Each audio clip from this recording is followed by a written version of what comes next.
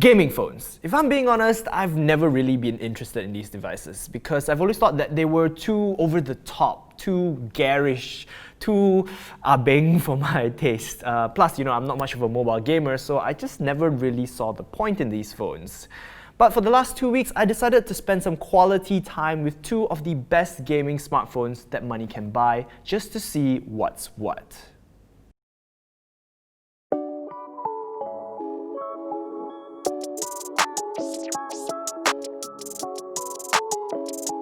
I started my journey with one of the most ridiculous smartphones I've ever used, and this monster of a device is called the Black Shark 3 Pro, and it's absurd.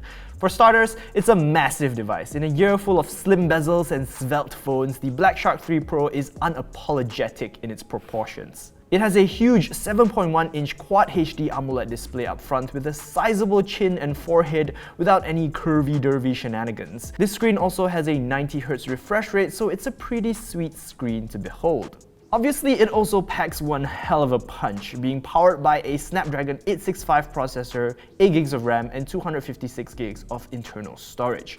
If you want a little more memory, there is a higher spec variant with 12GB of RAM instead. I'll be honest, I initially found the size to be off-putting. It's comically huge by today's standards and virtually impossible to comfortably use with one hand. Like, look at where the power button is. Why is it so high up on the phone? Plus, I don't think the build feels particularly premium either. Maybe back in 2015, because it does remind me a lot of the old Nexus 6P, but it's a far cry from the gorgeous glass and metal sandwiches of today's conventional flagships. Then I started to use it to actually play some mobile games, and suddenly everything made sense. The Black Shark 3 Pro was meant to be used like this, like a game console. The curved corners, width and girth of the handset fit beautifully in my hands when using it in landscape. The larger forehead and chin also meant that there were no accidental touches to worry about, so I could focus on what was happening in-game. Also, I would like to start a petition to have smartphone makers bring back front-facing stereo speakers because they're just better.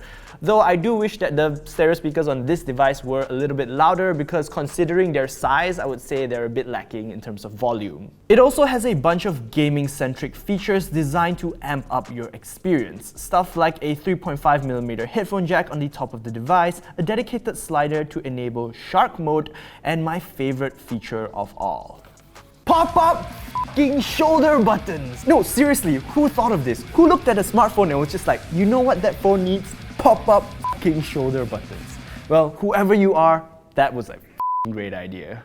No, really, I've used several different versions of the capacitive shoulder buttons before, and none of them feel as good as a proper physical button. Always knowing how hard to press to get an actuation, plus the tactility of the click is just so much better in an intense gaming situation.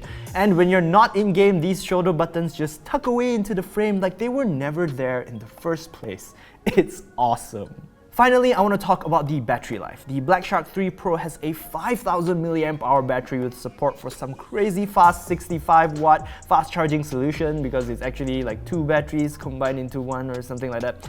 Basically, the point is battery life on this device is great. I'm comfortably able to last an entire day with this smartphone with over 6.5 hours of screen on time, the screen set at 90Hz. And that is an A in my books. So far, I'm liking a lot of what I'm seeing with the Black Shark 3 Pro. It's powerful, it has a long battery life, and an excellent screen. But despite having all of those positives, I did find it a little bit hard to live with all of this. I still think that it's a bit way too out there for someone like me to daily drive. And if you're on the same boat as me, I have some good news for you because the next phone that I used, well, that's way more my speed when it comes to design.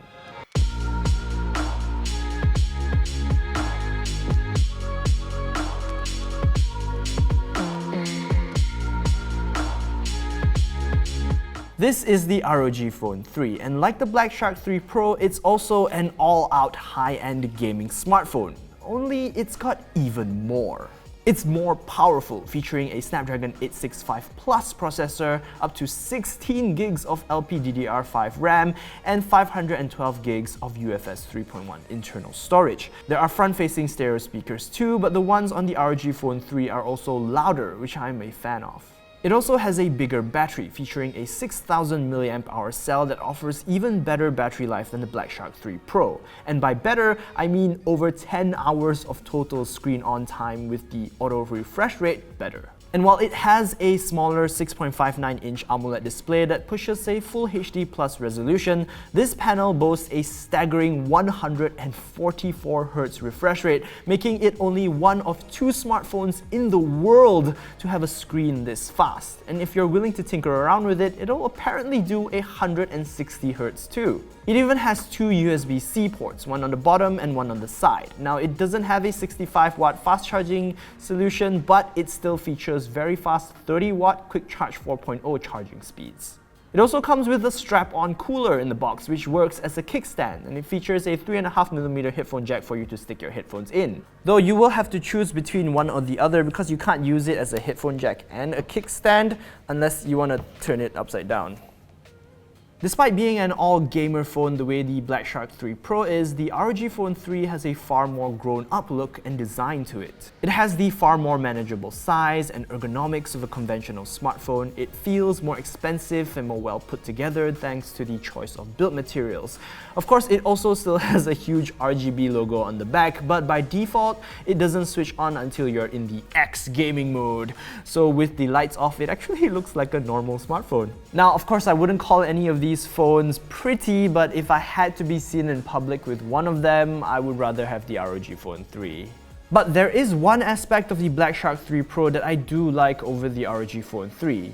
You guessed it, it's the pop-up shoulder buttons. On the ROG Phone 3, you're getting the company's new and improved AirTrigger capacitive shoulder buttons, and you can do a lot of cool things with it. It can detect slides and taps and a whole bunch of other cool stuff, but honestly, to me, none of that beats having a physical button. Capacitive buttons just aren't as reliable in my experience, and that can be very frustrating to deal with.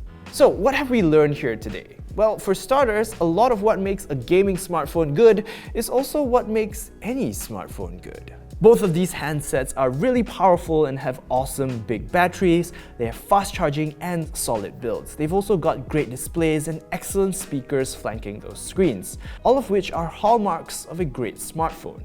The only feature that isn't quite up to par with the best smartphones in the market are their cameras. Sure, both of them have triple camera setups at the back with 20+ megapixel selfie cameras up front, but the most generous description I can give them is that they are functional.